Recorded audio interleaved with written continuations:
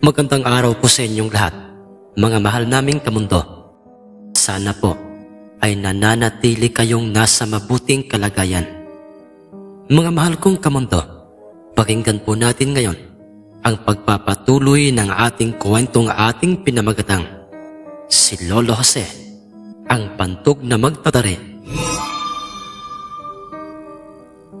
Papaano kung hindi ako pumayag sa nais mong mangyari, Karekto? Ang seryosong sagot ni Lolo Jose sa pinuno ng mga rebelde. Ang aming grupo ay walang pinipili, Tatang. Wala kaming pakialam kung ikaw ay isang mayaman o mahirap. Wala akong pakialam kung ikaw ay isang bantog na magtatari. Dadaan ka sa aming proseso at dalawa lang ang maaari mong pagpilian. Ang mabuhay ka o ang mamatay kasama ang inyong pamilya. At saka, Tatang, huwag ka munang tatanggi sa pabor ko na hinihingi ko sa iyo. Hindi mo pa nga alam kung ano ito, tatanggi ka na. Alalahanin mo, Tatang, ang pamilya mo. Kayang-kaya namin silang imasaker kung gugustuhin ko. Napakasama ng inyong samahan. Hindi kayo makatao. Bakit? Ano bang pabor ang inyong hinihingi? Sabihin niyo at maghihintay ako. Huwag kang umastang parang sayo ang teritoryong ito, Tatang. Alalahanin mo, ang lupang inaapakan mo, Tatang, ay lupaing kinatitirikan ng aming samahan. Baka gusto mong ilibing kita rito ng buhay. Maliwanag pa. Makinig ka. Ito ang pabor na hihilingin ko sa iyo. Gusto kong ipanalo mo ang aking panabong na isang gold sa dalusaping panabong ni Apolonio, ang pinuno ng mga rebeldeng katunggali namin sa lahat ng mga bagay. Gusto ko ikaw ang magkakarga ng tari sa aking gold, at sa oras na may panalo mo ang laban ng aking panabong, ay wala nang mangyayaring masama sa iyo at sa pamilya mo. Ano, Tatang? Papayag ka ba sa hinihingi kong pabor sa iyo? Natahimik munang nag-iisip itong si Lolo Jose bago ito nagsalitang, sige, payag na ako ang magkakarga ng tari sa inyong panabong. Kailan at saan magaganap ang paghaharap niyo ng sinasabi mong si Apolonio? Yan, ganyan nga, Tatang. Papayag ka rin lang naman pala. Ang dami-dami mo pang sinasabi. Bumalik ka na muna sa inyo. At sa oras na mayroon na akong isasagot sa tanong mo kung kailan kami magkikita ni Apolonio, ay isa sa aking mga tauhan ang papupuntahin ko sa inyong tahanan upang sunduin ka. Ang tanging magagawa mo, Tatang, sa ngayon ay ang maghintay. Maliwanag pa? Sige, maghihintay ako kung kailan yun. Sige na, mga bata.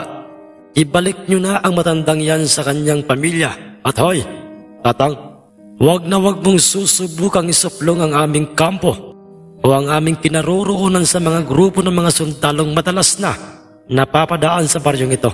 Nagkakaintindihan ba tayo? Ang pahabol pang sabi ni Karekto kay Lolo Jose, tumango-tango naman sa kanya si Lolo. At pagkatapos ay sinabi nito sa kanya, huwag mo na akong ipahatid pa sa iyong mga tauhan, Karekto.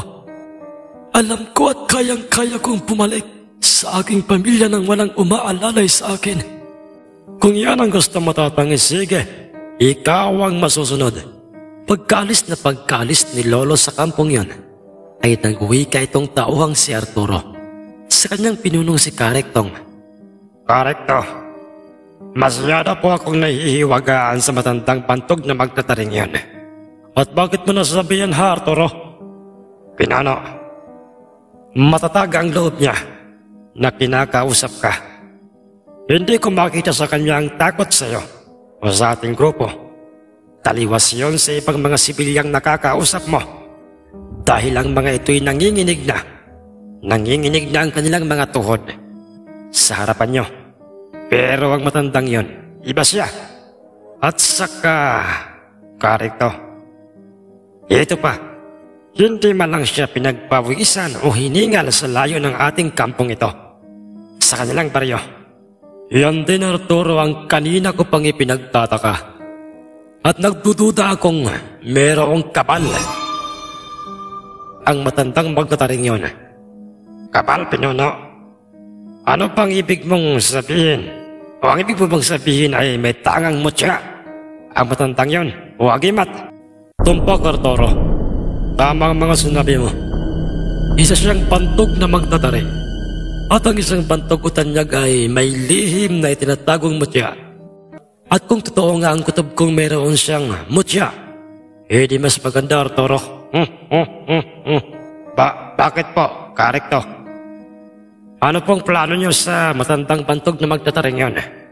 Sa oras na may panalo niya ang aking gold sa dalasaping panabong ni Apolonio, sa ayaw man niya at sa gusto ng matandang magtataring yon, ay pipilitin ko siyang paminin kung ano ang kanyang lihim na mutya o kabal. At kukunin ko sa kanya yon ng sapilitan, sa ayaw man niya o hindi, Arturo. Abay, magandang plano yan, Pinuno. Magagamit natin ang kanyang kabal sa ating grupo at maaari ka pang maging isang pantog na magtatare at pinuno ng mga rebelde. Ang sabi pa ng tauhang si Arturo sa kanyang pinunong rebelde. Samantalang si Lolose, habang binabagtas na niya ang daan pabalik sa kinaroroonan ng aming bundok, kung saan ay naroong nag-aalala si Laytay Virgilio sa kanya. Alam kong may masama kayong plano sa akin at sa aking pamilya. Karekto. Dahil ang mga tulad niyong mga walang ugali at walang mudong mga tao ay mga tuso. Pero sige lang, makikipaglaro ako sa inyo. Aayon ako sa agos ng tubig sa ilog na kayo ang may kawa noon. Pero tinitiyak ko sa inyong kayo ang mapapahiya at mabibigo sa bandang huli. Ang merong paniniguradong sabi ni Lolo Jose sa kanyang sarili pagkarating niya sa kinaroroonan ni Laytay at ng aking dalawa pang mga tiyuhin ay doy. Itay, ano pong nangyari sa pag-uusap niyo ni Karikto? Kumusta po kayo, Itay? Ang nooy panaag na pag-aalalang tanong ni Itay Virgilio kay Lolo Jose. Ganoon rin sa itsura nila Tio Mauro at Tio Henry. Sumagot naman si Lolo Jose sa kanilang tatlo at sinabi nitong, ayos lamang ako, mga anak. Wala namang naging problema. May hininging pabor lang sa akin si Karikto at pumayag naman ako doon. Ano po pang pabor yun? Itay, meron ba itong kaugnayan sa sabong? Oo, anak Mauro. Gusto niyang ako ang magkakarga ng tari sa kanyang gold na panabong upang ibangga ito sa dalusaping panabong ng pinuno ng isa pang grupo ng mga rebeldeng nagngangalang si Apolonio. Kailan daw po ba ang bakbagang mangyayaring yon at saan po? Hindi pa alam sa ngayon, mga anak. Pero ipapasando ako ni Karikto sa kanyang mga tauhan sa araw na mangyari na yon. Itay, sasama po kami. Hindi po kami papayag na hindi kami kasama sa araw na yon. Ang sambit ni Itay Virgilio. Sige, mga anak. Isasama ko kayo sa mangyayaring salpukan ng mga panabong na yon. Ang pangako ni Lolo Jose kina Itay Virgilio. At pagkatapos na nagpatuloy na nga sila sa kanilang ginagawang pagtulong sa pagtatabas ng mga damo sa aming bundok kasama ang mga inupahang kababaryo namin noon. Samantalang sa panig nila Lolo Pablito, ang dating kababata at matalik na kaibigan ni Lolo Jose, anong plano natin ngayon, Itay? Ang tanong ni Mang Esteban sa kanyang ama. Nais kong palihim niyong tatlong sumaybayan ng bawat kilos ng tatlong mga anak ni Jose. Alamin niyo, mga anak, kung anong mga kakaibang mga ikinikilos ni Jose. Alamin niyo kung anong lihim niya, kung bakit siya naging bantog na isang magtatari.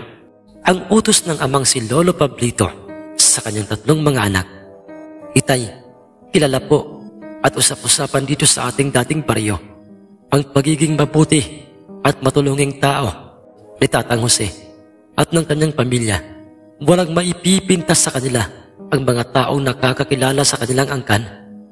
Mas lalo pang kumulubot ang balat sa noo ni Lolo Pablito Nang marinig niya ang mga sinabing iyon ni Mang Esteban, ang kanyang panganay na anak, patungkol kay Lolo Jose o sa aming pamilya, at halatang hindi niya ito nagustuhan, naaburido ito, at sinabi nitong, "Walang katotohanan ang lahat ng iyan, Esteban. Hindi totoong mabubuting tao ang kanilang pamilya. Alalahanin niyong sila o ang kanilang angkan ang dahilan kung bakit dinanas ng ating pamilya ang matinding kahirapan ng buhay.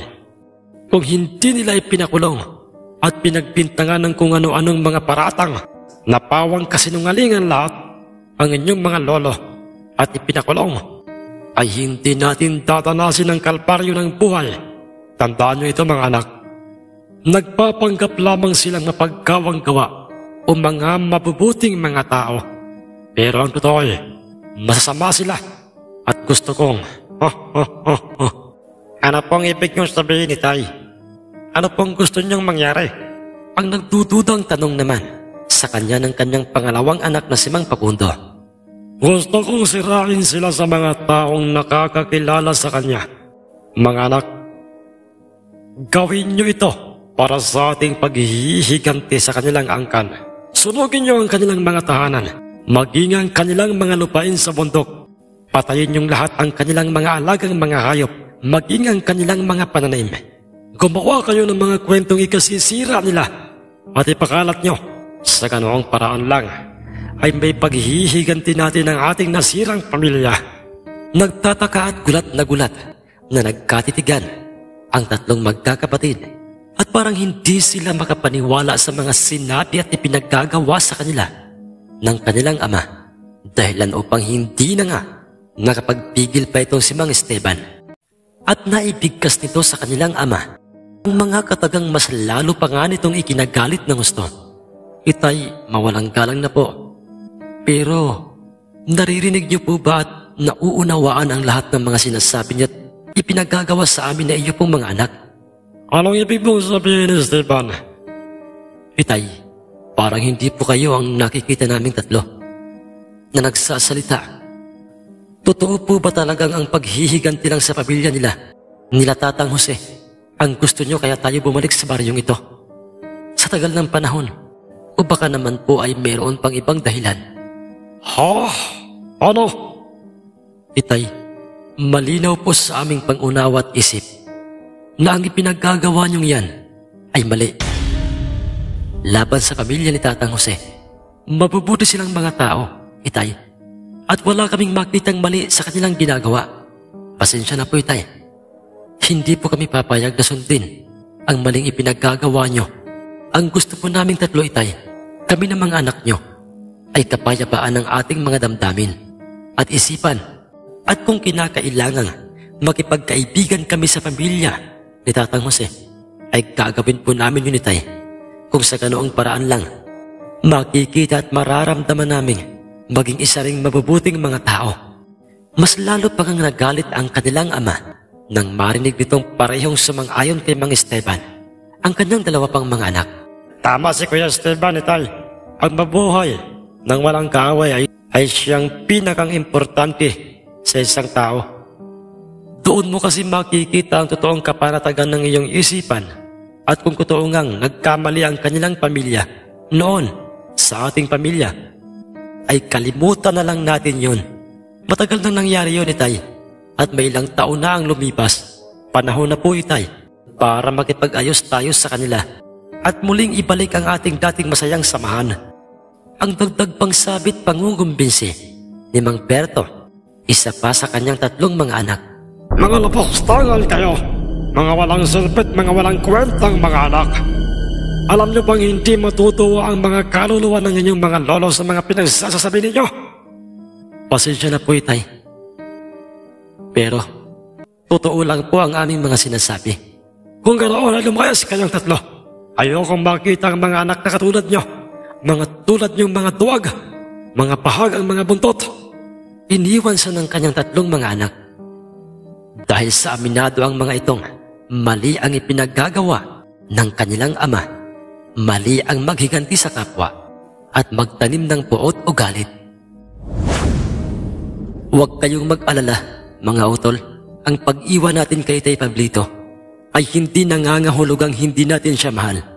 Umaasa akong darating ang panahong maliliwanagan din siya at masasabi niyang tama ang ating mga naging pasya. Anong plano natin ngayon, utol, Esteban?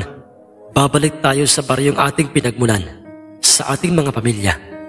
Iiwan natin si Tay Pablito sa baryong ito nang nag-iisa. Oo, Berto.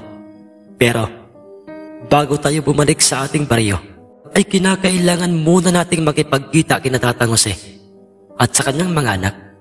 At ano ang gagawin natin doon? Hihingi tayo ng tawad sa kanila nang sa ganoong paraan mabawas-bawasan ang bigat na dinadala ng ating mga damdamin.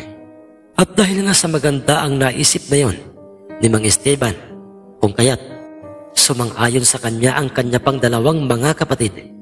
Labis-labis naman ang tuwa't sayang nararamdaman ni Tay Virgilio, lalong-lalo na nga si Lolo Jose, nang makipagkita at makipag-ayos sa aming pamilya, ang tatlong mga anak ni Lolo Pablito.